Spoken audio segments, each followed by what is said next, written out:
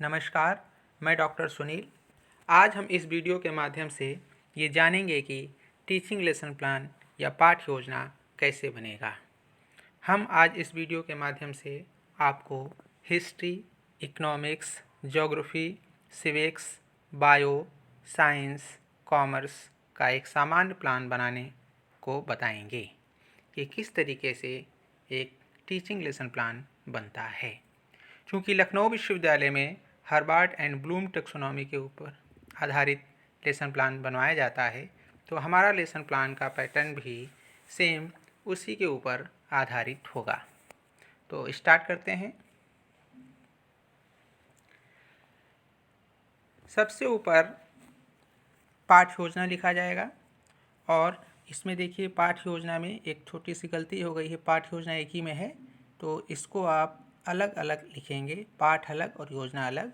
तो पाठ योजना, उसके नीचे आएगा black board entry. Black board entry में डेट, सब्जेक्ट, टॉपिक, दूसरी साइड में क्लास, पीरियड एंड ड्यूरेशन। तो आपको जिस डेट का लेसन प्लान होगा वो उसमें डेट डाली जाएगी। सब्जेक्ट, जिस सब्जेक्ट का लेसन प्लान बना रहे हैं आपको वो सब्जेक्ट उसमें डालना होगा। और टॉपिक, जिस टॉपिक के ऊपर वो लेसन प्लान होगा वो टॉपिक वहाँ लिखना होगा। फॉर एग्जांपल के लिए अगर आप सिविक्स का बना रहे हैं तो सिविक्स लिखा जाएगा सब्जेक्ट में। अगर आप सिविक्स में राष्ट्रपति पढ़ा रहे हैं तो वहाँ पर टॉपिक में राष्ट्रपति लिखा जाएगा। इसी तरीके से जिस क्लास का है वो क्लास, जिस पीरियड का है वो पीरियड लिखा जाएगा। सेकंड पीरियड है, थर्ड पीरियड है। और ड्यूरेशन वो 30 मिनट का है, 35 मिनट का है, 40 मिनट का है। वो स्कूल के ऊपर आधारित होता है कि जिस स्कूल में आपकी टीचिंग लगी है वहाँ का पीरियड किस तरीके का है। तो ये एक ब्लैक बोर्ड एंट्री हो जाती है। फिर उसके बाद से आएगा सामान्य उद्देश्य। सामान्य उद्देश्य चूँकि सब्जेक्ट से रिलेटेड होता है तो आपको ये ध्यान देना होगा कि ये जो सामान्य उद्देश्य होंगे वो आपको 20 प्लान बनाने होंगे उस प्लान में एज इट इज़ एक ही रखा जाएगा, अगर कहीं क्लास चेंज नहीं होता है तो। क्योंकि एक क्लास के लिए एक ही बुक है, एक ही सब्जेक्ट है, तो उसका सामान्य उद्देश्य भी एक ही जैसा रहेगा। आपको ये चीज़ इसमें ध्यान देने की ज़रूरत होगी कि जो सामान्य उद्देश्य होगा वो सामान्य उद्देश्य प्रेजेंट टेंस में लिखा जाएगा। हम आगे इस वीडियो के लास्ट में आपको एक डेमो फाइल भी दिखाएंगे जिससे कि आपको समझ में आ जाएगा कि किस तरीके से लेसन प्लान इसके ऊपर आधारित होता है। फिर सामान्य उद्देश्य के बाद आएगा विशिष्ट उद्देश्य। विशिष्ट उद्देश्य चूँकि टॉपिक से रिलेटेड होता है और विशिष्ट उद्देश्य लिखने में हमें बहुत ही ध्यान देने की ज़रूरत होती है, क्योंकि विशिष्ट उद्देश्य के ऊपर ही पूरा लेसन प्लान बना होता है। तो अगर आपने विशिष्ट उद्देश्य ठीक ढंग से डिसाइड कर लिया तो आपका लेसन प्लान भी बहुत अच्छा बनेगा।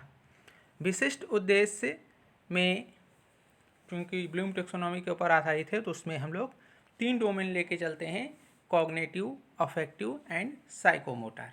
यहाँ पर हम विशिष्ट उद्देश्य में कॉग्निटिव के 3 डोमेन लेके चल रहे हैं, नॉलेज, अंडरस्टैंडिंग एंड एप्लीकेशन। ज्ञानात्मक, बोधात्मक, प्रयोगात्मक। इसके भी कुछ एक्शन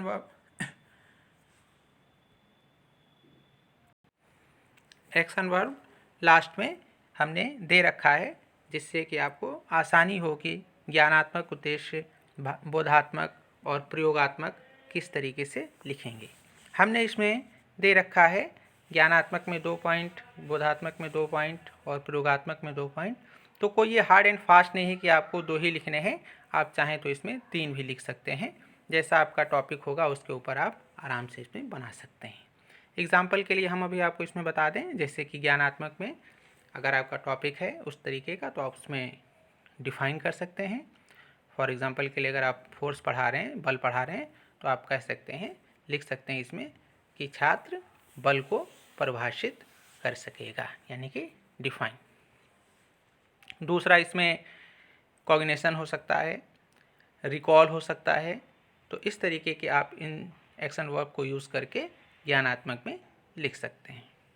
उसी तरीके से बोधात्मक में कंपेयर हो सकता है, एक्सप्लेन हो सकता है, तो उसको आप यूज़ करके कि उस चीज़ को वो अपने शब्दों में उसकी व्याख्या कर सकता है या उनकी तुलना कर सकता है। इस तरीके के आप बोधात्मक में उद्देश्य लिख सकते हैं।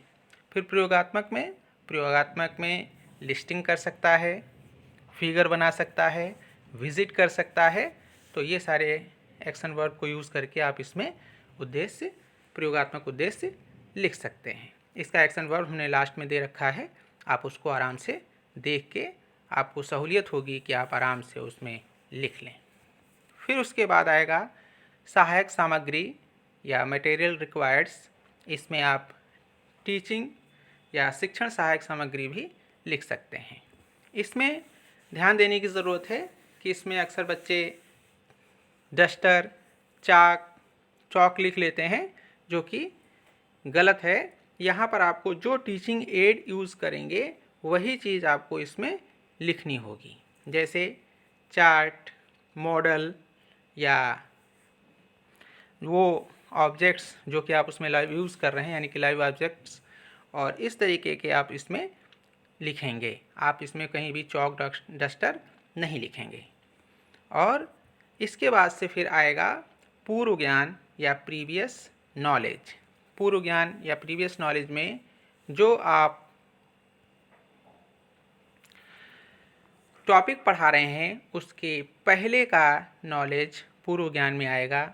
मान लीजिए आप अकबर पढ़ा रहे हैं तो अकबर के जस्ट पहले का हुमायूं आ सकता है, या फिर अकबर के बारे में सामान्य जानकारी रखते हैं। इस तरीके से इसमें पूर्व ज्ञान लिखा जाएगा। आपको ध्यान देना है कि पूर्व ज्ञान यानी कि जो टॉपिक पढ़ाया जा रहा है उसके पहले उस टॉपिक से रिलेटेड उसको क्या पूर्व ज्ञान है। फिर नेक्स्ट स्टेप आएगा प्रस्तावना। प्रस्तावना में हम प्रीवियस नॉलेज को यूज़ करते हुए टॉपिक निकलवाते हैं। तो प्रस्तावना में या इंट्रोडक्शन में कई मेथड्स हैं जिससे कि हम टॉपिक निकलवा सकते हैं।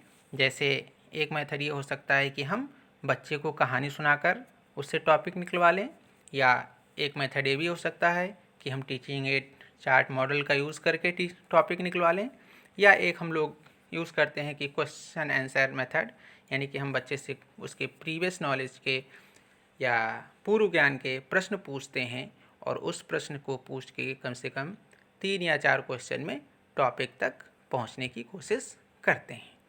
तो ये हमने इसमें एक क्वेश्चन आंसर मेथड को यूज़ किया है कि बच्चे से आप एक प्रश्न पूछेंगे और फिर उसका बच्चा उत्तर देगा और उसी उत्तर से रिलेटेड दूसरा क्वेश्चन फ्रेम किया जाएगा। फॉर एग्ज़ाम्पल के लिए मान लीजिए आपने पहला क्वेश्चन किया, उसका उत्तर आया और उसके उत्तर से फिर दूसरा क्वेश्चन बनेगा। इससे जो आप क्वेश्चन करेंगे फिर उससे जो उत्तर आएगा उससे तीसरा क्वेश्चन बनेगा। तो आपको देखना है कि क्वेश्चन की एक श्रृंखला बनेगी जो कि एक पहले उत्तर से दूसरा क्वेश्चन बनेगा। आपको इसमें ये भी चीज़ की ध्यान रखने की ज़रूरत होगी कि इसमें जो क्वेश्चन पूछे जाएंगे पूर्व ज्ञान के ऊपर आधारित, आपके वो क्वेश्चन सब्जेक्ट से रिलेटेड होंगे, ना कि किसी और दूसरे सब्जेक्ट को आप उसमें मिला दें। तो इस चीज़ को आपको विशेष करके ध्यान देना होगा। पूर्व ज्ञान का हो, दूसरी बात उस सब्जेक्ट से संबंधित हो। अगर उस सब्जेक्ट से संबंधित नहीं है तो प्रस्तावना आपकी गलत हो जाएगी। और कोशिश आपको ये करनी है कि चौथे प्रश्न या तीसरे प्रश्न तक टॉपिक निकल जाए और उसके बाद आप एक समस्यात्मक प्रश्न पूछकर अपना टॉपिक स्टार्ट कर सकते हैं।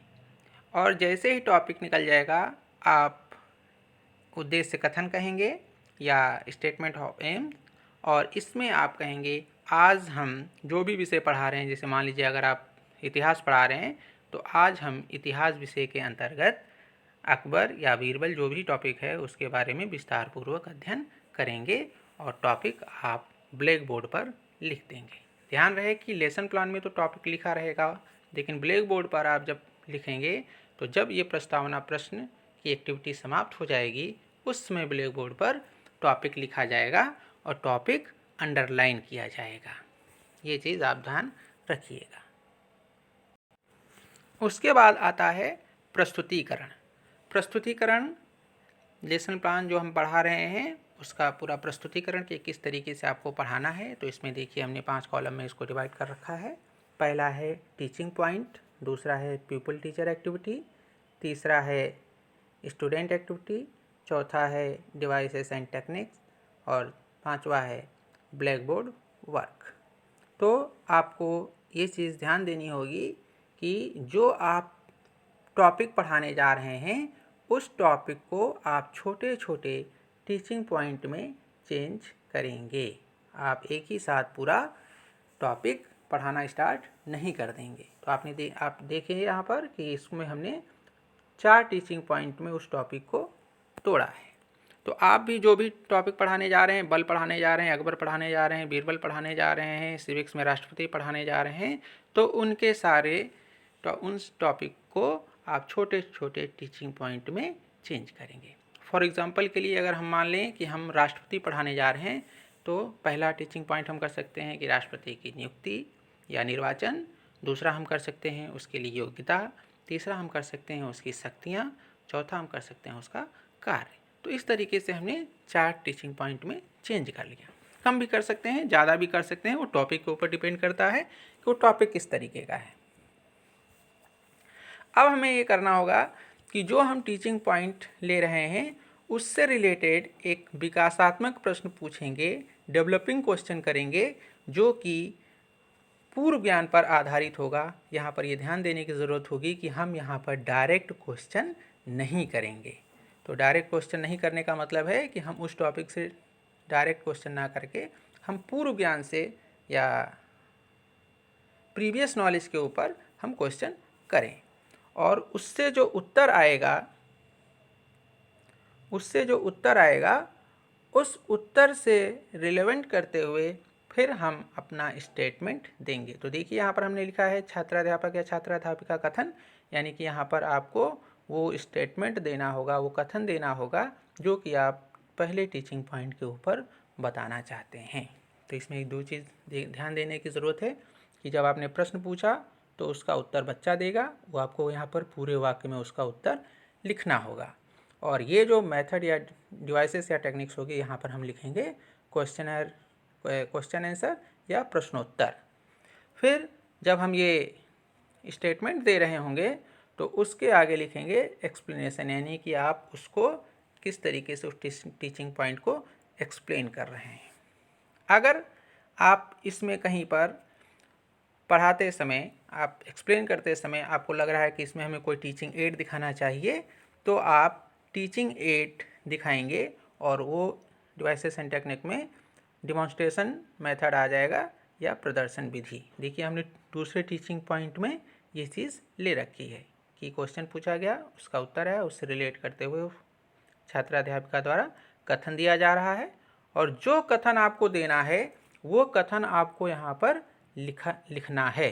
अगर आप जो भी चीज़ बताना चाह रहे हैं वो सारी चीज़ आप यहाँ पर लिखेंगे और क्लास में जब टीचिंग करेंगे तो आप वही सारी चीज़ें आप क्लास में लेक्चर के रूप में देंगे। तो आपको ये चीज़ें ध्यान देने की ज़रूरत है कि आप किस तरीके से लेसन प्लान बना रहे हैं। अगर आप प्रश्न पूछ रहे हैं उसका उत्तर आ रहा है तो वो प्रश्नोत्तर हो जाएगा। आपको 2 चीज़ें और भी ध्यान देने की ज़रूरत है कि जो आप यहाँ पर पढ़ाएंगे वो तुरंत उससे रिलेटेड आप क्वेश्चन नहीं करेंगे। ये सारा क्वेश्चन आप बोध प्रश्न में करेंगे जो हम आगे के स्टेप में देखेंगे। इसके लिए भी हमने जो लेसन प्लान पीछे डाल रखा है उसमें आपको समझ में आ जाएगा जब आप देखेंगे कि किस तरीके से टीचिंग पॉइंट में चेंज करके और टुकड़ों में ये बीच बीच में देखिए प्रश्न पूछा गया है, विकासात्मक प्रश्न, वो इसीलिए ताकि स्टेटमेंट बहुत लंबा ना हो जाए, ताकि बच्चा बोर ना हो जाए, इसलिए बीच बीच में क्वेश्चन किया गया है। तो आप बीच बीच में ब्रेक देने के लिए आप क्वेश्चन कर सकते हैं, टीचिंग एड दिखा सकते हैं, जिससे कि बच्चे को बहुत बड़ा स्टेटमेंट ना सुनना पड़े, वो छोटे छोटे स्टेटमेंट के द्वारा आपकी क्लास को ठीक ढंग से समझ लें। एक चीज़ में और इम्पॉर्टेंट है कि बच्चे अक्सर पूछते हैं कि सर हम 2 टीचिंग पॉइंट पढ़ाएं या 4 टीचिंग पॉइंट पढ़ाएं। तो ये टाइम के ऊपर डिपेंड करता है कि वो 25 मिनट का लेसन प्लान, आप 25 मिनट का ड्यूरेशन होगा या 30 मिनट का होगा। क्योंकि मान लीजिए अगर 40 मिनट की पीरियड है तो उसमें लगभग आपको 30 मिनट पढ़ाने का मिल जाएगा। लेकिन अगर आप 35 मिनट का पीरियड है तो लगभग आपको 25 मिनट पढ़ाने का मिलेगा। तो टाइम है कि कितना टाइम है, उसमें आप उस टाइम के अकॉर्डिंग कितना टीचिंग पॉइंट ले सकते हैं। तो हमें लगता है कि इतना आपको समझ में आ गया होगा। हम आगे बढ़ते हैं। फिर जो आपने पढ़ा लिया उसके बाद आएगा बोध प्रश्न। बोध प्रश्न में आप वो प्रश्न करेंगे जो आपने पीछे प्रस्तुतिकरण में पढ़ाया है, प्रेजेंटेशन में पढ़ाया है। तो आप उससे रिलेटेड 4 या 5 क्वेश्चन करेंगे और उनके उत्तर बच्चों से मिलेंगे। तो इसका पैटर्न ये है कि सबसे पहले आप बोध प्रश्न प्लान में लिख लीजिए और वो 4 या 5 प्रश्न जो आपको पूछने हैं वो पाँचों प्रश्न प्लान में लिखे होंगे आपके। और उसके बाद से फिर आएगा श्यामपट्ट सारांश या ब्लैक बोर्ड समरी। श्यामपट्ट सारांश में फिर आप श्यामपट्ट सारांश को एक फ्लो चार्ट के रूप में डेवलप करेंगे, जिसमें सबसे ऊपर टॉपिक, यहाँ देखिए टॉपिक लिखा हुआ है, तो यहाँ टॉपिक की जगह मतलब जो टॉपिक आप पढ़ा रहे हैं, मतलब अगर आप अकबर पढ़ा रहे हैं तो यहाँ पर अकबर लिखा जाएगा। यहाँ अगर आप फोर्स पढ़ा रहे हैं तो यहाँ पर फोर्स लिखा जाएगा, टॉपिक नहीं लिखा जाएगा, मतलब जो टॉपिक है वो लिखा जाएगा। फिर जो प्रश्न आप पूछ रहे हैं उस प्रश्न के उत्तर यहाँ पर लिखे जाएंगे। उत्तर लिखे जाएंगे का मतलब हो गया कि ये उत्तर यहाँ पर दिया हुआ है, इसका मतलब है कि पहले प्रश्न का उत्तर यहाँ पर होगा, दूसरे प्रश्न का उत्तर यहाँ होगा, तीसरे प्रश्न का उत्तर यहाँ होगा, चौथे प्रश्न का उत्तर यहाँ पर होगा। तो इसमें पहले प्रश्न का, दूसरे प्रश्न का, तीसरे प्रश्न का, चौथे प्रश्न का उत्तर आ जाएगा। और आप वो जो श्यामपट्ट सारांश डेवलप करेंगे वो मीनिंगफुल होना चाहिए, अर्थपूर्ण होना चाहिए, जिससे कि बच्चा श्यामपट्ट सारांश अगर अपनी कॉपी पे लिख रहा है तो उसको क्वेश्चन देखने की या क्वेश्चन याद करने की ज़रूरत ना हो कि उसका क्वेश्चन क्या रहा होगा। तो आपको ये चीज़ ध्यान देने की ज़रूरत है कि जब आप बच्चे से प्रश्न पूछें और उसका उत्तर आए और जब आप ब्लैक बोर्ड पर लिखें तो उस चीज़ को आपको ध्यान देना होगा कि वो उत्तर इस तरीके से लिखें कि उसके अगर क्वेश्चन नहीं भी है तो उसका उत्तर, उसको वो पॉइंट समझ में आ जाए। ये चीज़ आप जब लेसन प्लान बनाएंगे और 1-2 प्लान बनाएंगे तो आपको खुद भी समझ में आ जाएगा। जब आपका श्यामपट्ट सारांश डेवलप हो जाएगा उसके बाद से नेक्स्ट हेडिंग आएगी लेखन एवं निरीक्षण कार्य।